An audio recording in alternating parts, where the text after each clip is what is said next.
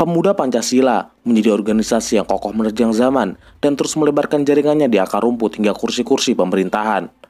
Kekuasaan ormas ini tak luput dari sepak terjangnya di masa lalu, ketokohan pimpinannya, hingga relasi saling menguntungkan dengan elit politik.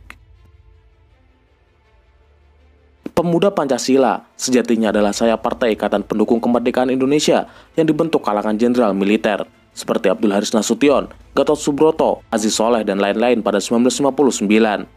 Beberapa sejarawan menyebut pendirian Partai PKI berawal dari kekecewaan Abdul Haris Nasution setelah dibebas tugaskan dari jabatan Kepala Staf Angkatan Darat oleh Soekarno pasca peristiwa 17 Oktober 1952. Peristiwa 17 Oktober sendiri adalah demonstrasi besar-besaran yang dilakukan oleh para perwira militer bersama puluhan ribu demonstran yang menuntut pembubaran parlemen dan mendesak pemerintah menggelar pemilu. Pembentukan Pemuda Pancasila yang sebelumnya bernama Pemuda Patriotik ini tak lepas dari dominasi Partai Komunis Indonesia. PKI lewat organisasi kepemudaan bernama Pemuda Rakyat banyak merekrut pemuda sebagai kader dan sumber kekuatan. Pemuda Pancasila yang baru seumur jagung berusaha menandingi Pemuda Rakyat dengan merekrut para pemuda hingga preman jalanan. Periode 1963 hingga 1965 menjadi periode paling mematikan antara pendukung dan penentang PKI. Persaingan antar sayap partai ini pun kerap menimbulkan pertikaian dan perseteruan. Pada 1965 hingga 1966, Pemuda Pancasila menjadi organisasi anti-komunis paling militan. Pemuda Pancasila atas komando militer ikut terlibat dalam pembantaian massal ribuan orang yang dituduh sebagai anggota atau simpatisan PKI. Setelah dominasi komunisme di Indonesia memudar, Pemuda Pancasila semakin dikenal oleh masyarakat. Pada masanya, organisasi ini menjadi dekat dengan pemerintahan Orde Baru dan semakin berjaya di bawah kepemimpinan sang patron bernama Yapto Suryo Sumarno. Pada musyawarah besar ke-10 Pemuda Pancasila yang diadakan di Jakarta pada 2019, Yapto Suryo Sumarno kembali didaulat sebagai pimpinan tertinggi Pemuda Pancasila. Secara keseluruhan, Yapto sudah memimpin ormas ini selama 8 periode sejak 1981. Kekuasaannya selama 43 tahun di Pemuda Pancasila bahkan mengalahkan masa rezim Soeharto yang hanya 32 tahun. Ketokohannya di dunia ormas tak bisa dilepaskan dari keluarga bangsawan Solo hingga kedekatannya dengan keluarga besar Cendana. Sebagai tokoh sentral di Pemuda Pancasila, Yapto bukanlah orang sembarangan. Yapto adalah keturunan Belanda yang dibesarkan di keluarga ningrat. Ayah Yapto, Sutaryo Suryo Sumarno, adalah bangsawan Solo, cucu dari Mangkunegara V yang lama mengenyam pendidikan di Belanda. Saat itulah, ayah Yapto bertemu dengan seorang gadis Belanda keturunan Yahudi bernama Dolly Zegerius yang kemudian diperistri pada 1943. Dolly Zegerius menjadi satu dari beberapa perempuan Belanda yang turut pulang ke Indonesia pasca kemerdekaan. Dolly kemudian menjadi warga negara Indonesia, sementara sang suami menjabat sebagai Kepala Jawatan Topografi Angkatan Darat. Lewat pernikahannya, pasangan ini memiliki 3 orang anak, yaitu Sunaryo, Marini, dan Yapto. Sunaryo meninggal di usia muda. Marini sukses menjadi penyanyi dan aktris legendaris Indonesia, sementara Yapto berkecimpung di politik dan menduduki jabatan penting di Pemuda Pancasila. Di masa remajanya, Yapto yang dijuluki si bule ini sudah ditakuti dan disegani oleh anak-anak muda Jakarta. Ia dan teman-temannya mendirikan sebuah geng bernama Siliwangi Boys Club atau dikenal juga dengan sebutan geng 234 SC, sebuah kelompok anak muda yang mayoritas diisi oleh anak-anak perwira tinggi TNI AD yang tinggal di Komplek Tentara Siliwangi, Jakarta Pusat. Kala itu, keberadaan geng-geng remaja seperti Siliwangi Club dilindungi oleh tentara dan kerap melakukan kekerasan dan kericuhan di ibu kota. Karenanya, Panglima Kopkamtib, Jenderal TNI Sumitro, memerintahkan untuk memusnahkan kelompok-kelompok tersebut. Sejak saat itu, Yapto kemudian berpindah ke Pemuda Pancasila. Musyawarah besar ketiga Pemuda Pancasila di Cibubur pada 1981 mengantarkan Yapto menjadi orang nomor 1 di ormas itu. Kekuasaannya sebagai Ketua Umum Pemuda Pancasila langgeng tak tergoyahkan hingga hari ini. Di masa Orde Baru, Yapto yang dikenal dekat dengan keluarga Cendana disebut turut membantu melanggengkan kekuasaan politik Soeharto melalui Pemuda Pancasila.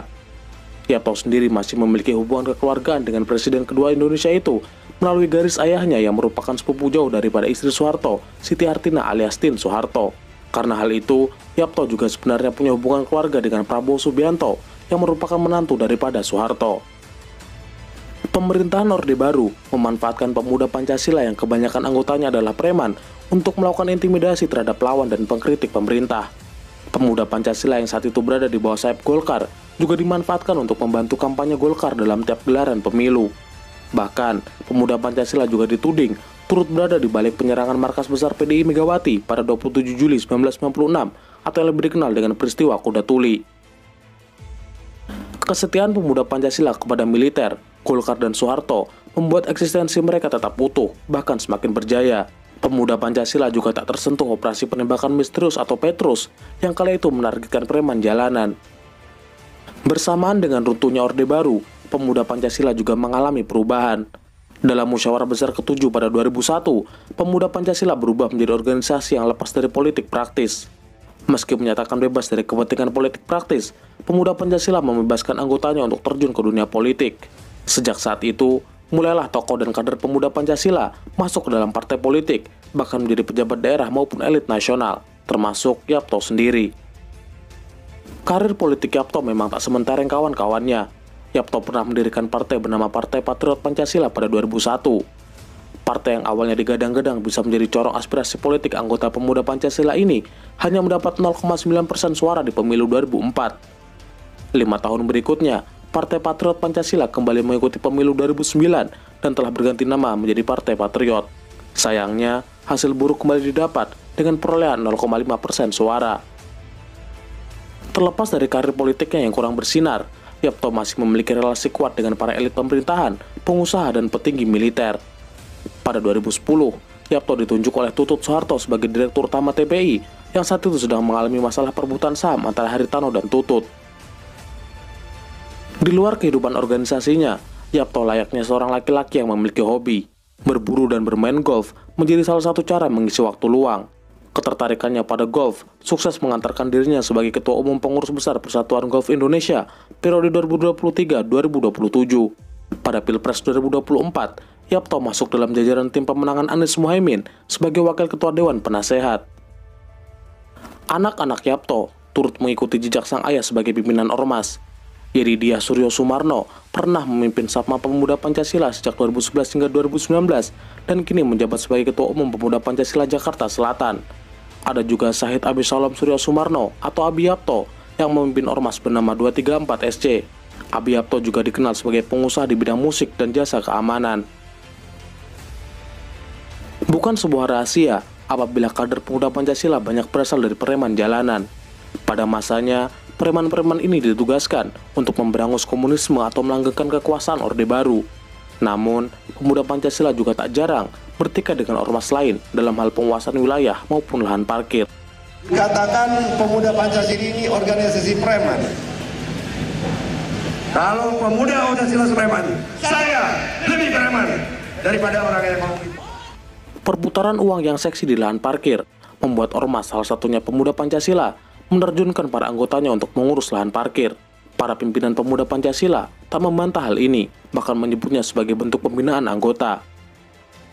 Di Jakarta, 10% parkiran dikuasai oleh ormas, seperti Forum Komunikasi Anak Betawi, Pemuda Pancasila, dan Forum Betawi Rempuk. Wilayah kekuasaan pemuda Pancasila berada di Jakarta Utara, sebagian Jakarta Pusat, dan Jakarta Selatan, khususnya pusat hiburan seperti kawasan Kemang, Senopati, hingga Blok M. Dipicu saling berebut lahan parkir, dua kelompok ormas terlibat tawuran. Kelompok ormas terlibat bentrokan akibat berselisih dalam pengelolaan lahan pasar. 11 orang ditetapkan sebagai tersangka oleh Kepolisian Daerah Sumatera Utara terkait bentrokan dua kubu organisasi kepemudaan. Kedua kubu saling serang di ruas Jalan Juanda dan Brigjen Katamso usai acara pelantikan pengurus Pemuda Pancasila Majelis Pimpinan Cabang Medan. Dua organisasi massa terlibat keributan di Jalan Arya Putra Pamulang, Kota Tangerang Selatan pada Kamis dini hari tadi. Mirisnya keributan terjadi karena masalah sepele, yaitu perebutan lahan parkir di salah satu minimarket. Bukan sebuah rahasia apabila kumpulan ormas ini kerap bertikai di jalanan demi jatah lahan parkir. Bentrok hingga korban nyawa seolah menjadi hal yang lumrah bagi para ormas demi mempertahankan kekuasaan atas titik basah ekonomi seperti terminal ataupun pasar. Bentrok dan kekerasan sesama ormas di berbagai daerah yang melibatkan pemuda Pancasila bukan sekali dua kali terjadi. Hal ini kemudian membuat Wakil Ketua Komisi 2 DPR, Junimart Girsang, meminta Kementerian Dalam Negeri meninjau atau mencabut perizinan ormas yang sering bentrok. Keresahan ini kemudian dibalas oleh pemuda Pancasila dengan demo besar-besaran di depan gedung DPR RI pada 2021. Mereka menuntut Junimat Girsang untuk segera meminta maaf atas pernyataannya tersebut. Demo besar ini berujung pada pengeroyokan dan penyerangan seorang polisi oleh beberapa anggota pemuda Pancasila. Dan Joko Widodo menyebut Ormas Pemuda Pancasila merupakan ormas spesial. Alasan Jokowi karena ormas itu menggunakan nama Pancasila, maka ormas itu harus menjadi benteng Pancasila. Pemuda Pancasila adalah ormas yang spesial. Spesial karena di namanya ada kata Pancasila. Eksistensi pemuda Pancasila tak bisa dipisahkan dari relasi kuat para pimpinan ormas dengan elit politik daerah dan nasional. Bahkan, bukan hanya itu, anggota pemuda Pancasila bukan hanya berasal dari kalangan bawah, tapi juga kalangan politisi. Sebut saja ketua MPR, ketua DPD, menteri, bahkan presiden dan wakil presiden.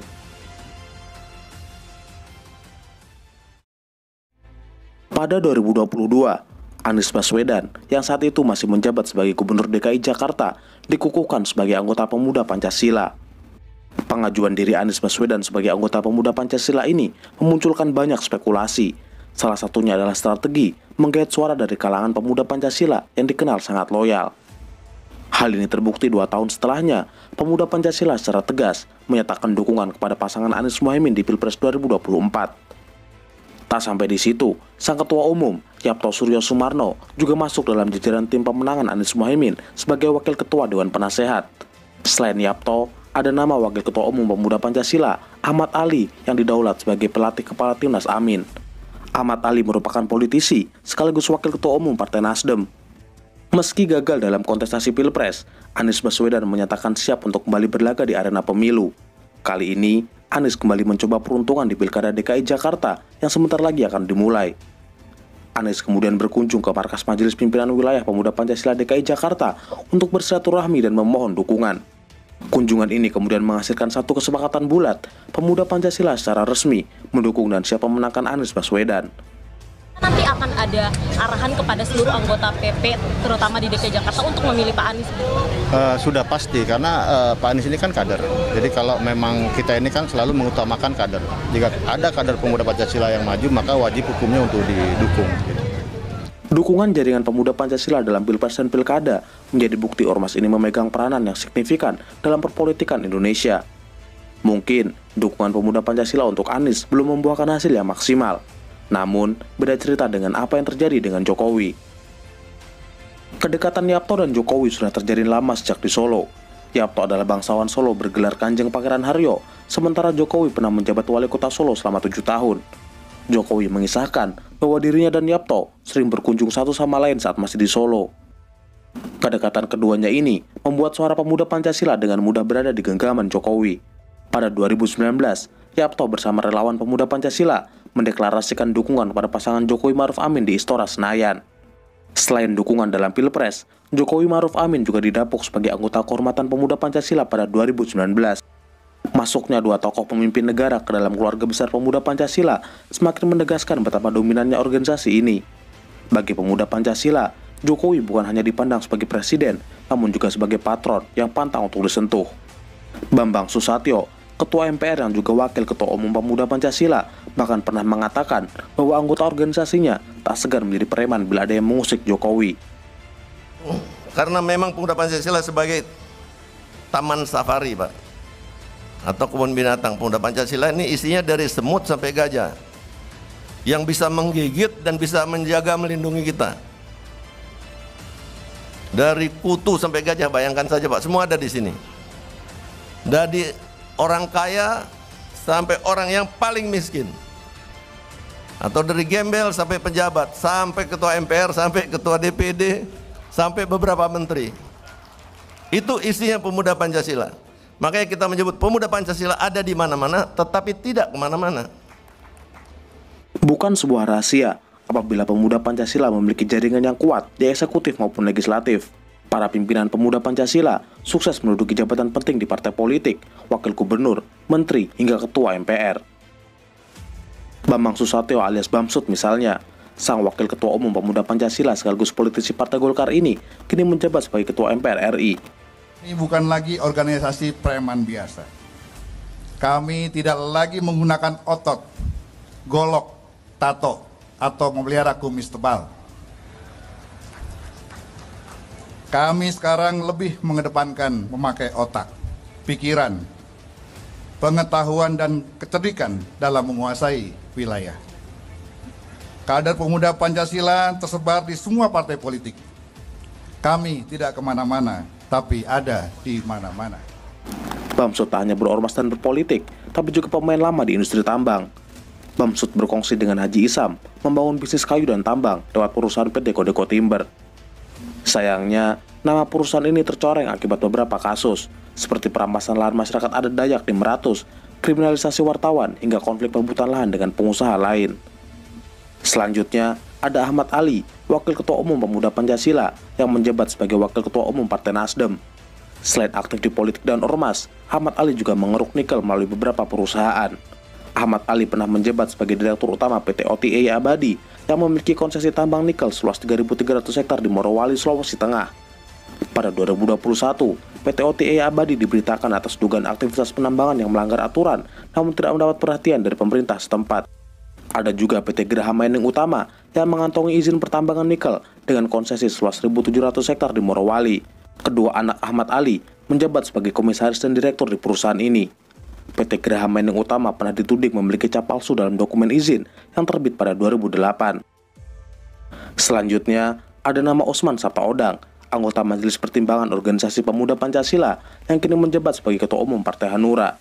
Selain dikenal lewat politik, Osman Sabtaodang juga mengendalikan jejaring bisnisnya melalui Oso Group. Oso Group diketahui memiliki beberapa tambang batu bara, seperti PT Total Orbit Prestasi yang memiliki konsesi seluas 64.700 hektar di Kalimantan Timur dan 649 hektar di Kalimantan Selatan, serta PT Energi Persada Nusantara yang menambang batu bara di konsesi seluas 4.900 hektar di Berau, Kalimantan Timur. Selain itu, Oso Group juga mengolah tambang boksit di Kalimantan Barat melalui PT Mangan Kupang Industri dan tambang granit di Pulau Karimun melalui PT Karimun Granit. Selain nama-nama itu, ada pula nama Lanyala Mahmud Mataliti, Ketua DPD RI yang pernah tercatat sebagai anggota Majelis Pimpinan Wilayah Pemuda Pancasila Jawa Timur, Agung Laksono, politisi senior Partai Golkar dan anggota Majelis Pimpinan Organisasi Pemuda Pancasila yang saat ini menjabat sebagai anggota Dewan Pertimbangan Presiden, serta Arif Rahman, Sekjen Pemuda Pancasila yang ditunjuk sebagai anggota staf khusus Wakil Presiden. Di bawah pemerintahan Jokowi, jaringan ini makin menguat karena beberapa elit Pemuda Pancasila dipercaya memangku jabatan menteri. Pertama, ada Cahyo Kumolo, anggota Majelis Pertimbangan Organisasi Pemuda Pancasila sekaligus politisi senior PDIP yang pernah ditunjuk Jokowi sebagai Menteri Dalam Negeri dan Menteri Pan-RB. Selanjutnya, ada nama Zainuddin Amali, Wakil Ketua Majelis Pertimbangan Organisasi Pemuda Pancasila sekaligus politisi Partai Golkar yang pernah menjabat sebagai Menpora. Pada 2023, Zainuddin Amali mengundurkan diri dari jabatannya dan terpilih sebagai Wakil Ketua Umum PSSI. Selain itu, dirinya juga menjabat sebagai Komisaris Independen PT Bank Mandiri. Selanjutnya, ada nama Riamizat Triakudu yang pernah menjabat sebagai Menteri Pertahanan di periode pertama Jokowi. Riamizat adalah Ketua Dewan Kehormatan Pemuda Pancasila. Kuatnya jaringan Pemuda Pancasila tak bisa dilepaskan dari para pimpinan dan anggotanya yang sukses menapaki karir sebagai tokoh politik dan pengusaha kelas kakap. Hal ini memungkinkan Pemuda Pancasila terus eksis tanpa hambatan sama sekali. Tak hanya berkiprah di tingkat pusat dan nasional, tokoh-tokoh Pemuda Pancasila juga menancapkan pengaruh politiknya di pemerintahan daerah. Pada 1969, salah satu anggota Pemuda Pancasila bernama Olo Panggabean memutuskan untuk hengkang dan membuat organisasi kepemudaan baru bernama Ikatan Pemuda Karya. Pendirian Ikatan Pemuda Karya tak lepas dari pengaruh Golkar di masa Orde Baru. Sahara Oloan Panggabean atau Olo Panggabean dikenal sebagai tokoh preman yang misterius. Tak banyak kisah hidupnya yang bisa dikulik, selain kontroversinya sebagai pemimpin ormas yang dijuluki sebagai raja judi, bos preman hingga mafia kelas kakap. Kehidupan Olo Panggabean yang diceritakan dari mulut ke mulut kerap dibumbui hal-hal mistis. Minimnya informasi hingga wajahnya yang jarang tersorot kamera membuat Olo Panggabean digambarkan sebagai sosok dunia gelap di Medan. Kepolisian pernah menuding Olo Panggabean sebagai sosok di balik maraknya perjudian di Medan. Tudingan ini berujung pada bentrokan antara anggota Ikatan Pemuda Karya dengan pasukan Brimob pada 1999. Pemberantasan judi secara masif di Medan baru terjadi saat Jenderal Sutanto menjabat sebagai Kapolda Sumut hingga Kapolri. Sutanto berhasil memberantas judi di Sumatera Utara kurang dari 3 tahun, suatu hal yang tidak dapat dilakukan oleh Kapolri sebelumnya. Kiprah Olo Panggabean sebagai Raja Judi mungkin hanya sebatas rumor dan tudingan yang tak pernah dibuktikan. Namun, kiprahnya sebagai pemimpin ormas menjadi fakta yang sulit dibantah. Olo juga dikenal sebagai sosok dermawan yang banyak membantu masyarakat miskin di Sumatera Utara. Lewat organisasi Ikatan Pemuda Karya yang ia dirikan, Olo menjadi tokoh berpengaruh yang disegani di Medan. Kala itu, banyak anggota Ikatan Pemuda Karya yang berasal dari kalangan pengangguran, putus sekolah, dan preman. Karenanya, Ikatan Pemuda Karya kerap dimanfaatkan untuk membackingi bisnis pengusaha, menjaga kawasan hiburan, mengelola parkir, dan lumbung suara bagi politisi lokal. Sejak meninggalnya Olo Panggabean, tampuk kepemimpinan Ikatan Pemuda Karya dipegang oleh keponakannya, Budi Panggabean. Hingga kini, cengkraman ormas dianggap sebagai permasalahan pelik yang meresahkan masyarakat di Medan. Wali Kota Medan, Bobi Nasution, kerap menyindir dan bereaksi terhadap aksi-aksi ormas yang menjurus pada premanisme. Tapi di sisi lain, kemenangan Bobi dalam pemilu di Medan tak bisa dilepaskan dari dukungan ribuan kader Ikatan Pemuda Karya. Bahkan, menantu Jokowi ini juga didaulat sebagai kader kehormatan Ikatan Pemuda Karya Kota Medan pada 2020. Dukungan ormas memang sangat berpengaruh dalam arena politik Sumatera Utara. Terpilihnya pasangan Syamsul Arifin dan Gatot Pujonugroho sebagai gubernur dan wakil gubernur Sumatera Utara periode 2008-2013 juga tidak lepas dari peran dan dukungan pemuda Pancasila lewat pengaruh dan jaringan politik para tokoh ormas hingga mobilisasi para kadernya. Jaringan pemuda Pancasila di Sumatera Utara juga dimanfaatkan oleh keluarga Shah untuk membangun kekuatan politik dan ekonomi. Hal ini dibuktikan dengan banyaknya anggota keluarga Shah yang menduduki jabatan publik, berbisnis, dan menjadi petinggi ormas. Dukungan pemuda Pancasila bahkan sukses mengantarkan Musa Rajeksa sebagai wakil gubernur Sumatera Utara periode 2018-2023. Banyaknya kader pemuda Pancasila yang berlatar belakang preman membuat organisasi ini terlihat agresif dan dianggap kental dengan kekerasan. Namun, kepremanan pemuda Pancasila menurut Yusuf Kala justru akan dibutuhkan oleh bangsa Indonesia. Yang banyak orang seperti mengatakan preman. Preman itu adalah artinya orang yang bekerja di luar, bukan pemerintah. Karena itu freeman dibutuhkan bangsa ini untuk membangun bangsa ini. Kalau semuanya ingin bekerja di pemerintah, penuhlah birokrasi, kapan sampainya bangsa ini? Kita butuh preman yang melaksanakan jalan, artinya orang bebas, orang swasta melaksanakan jalan. Pergunakan otot kita. Otot kita bukan untuk berkelahi. Walaupun berkelahi bukan hal yang tidak perlu.